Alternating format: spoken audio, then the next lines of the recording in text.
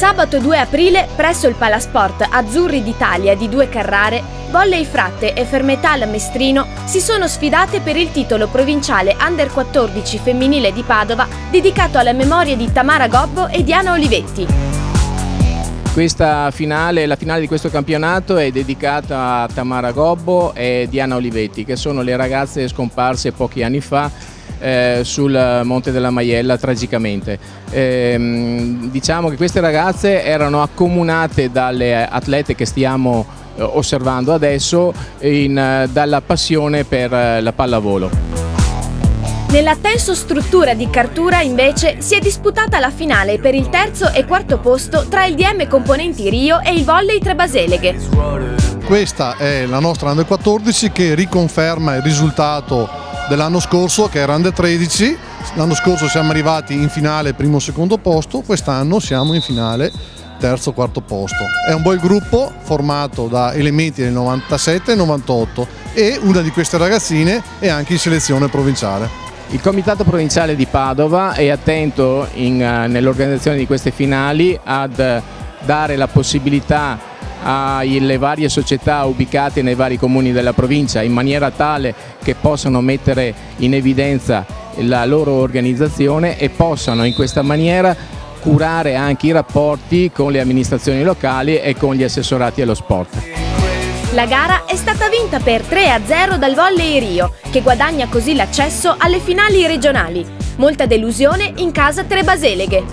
Puntavamo al terzo posto, però è arrivato un quarto posto.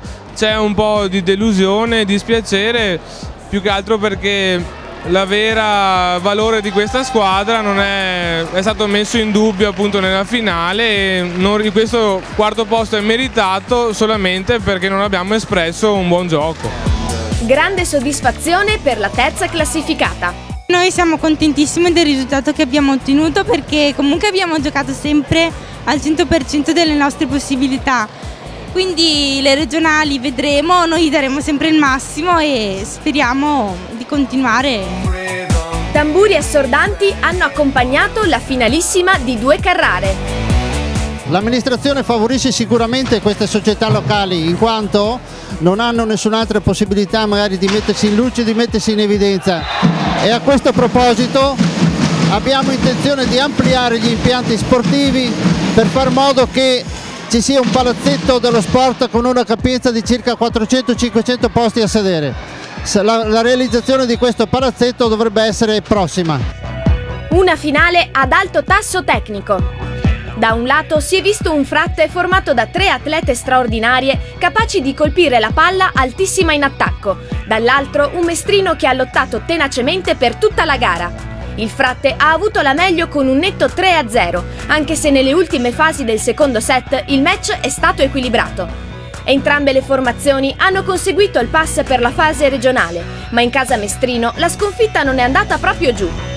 La delusione è resa ancor più grande dalla perdita di 2 forti elementi della squadra, che erano presenti nei precedenti campionati provinciali, vinti in Under 12 e Under 13, e che sarebbero certamente serviti in questa finale. Una finale persa nettamente se guardiamo il punteggio. Se invece non guardiamo il punteggio, diciamo che per molti momenti della partita c'è stato equilibrio. Ritengo che il Fratte abbia degli elementi che hanno fatto la differenza e che la faranno anche in fase regionale, secondo me. Ritengo però che la nostra squadra sia mancata nella fase di ricostruzione. Abbiamo commesso parecchi errori e non abbiamo messo i nostri attaccanti in condizione di mettere in difficoltà la loro difesa, che secondo me non è buona come il loro attacco. Secondo me loro peccano molto in ricezione e in difesa. Dovevamo attaccare meglio e servire meglio. L'abbiamo fatto nel secondo set, ma non è bastato. Noi abbiamo difeso molti dei loro attacchi, li abbiamo anche alle volte tenuti a muro, però non siamo riusciti a ricostruire, quindi contrattaccare.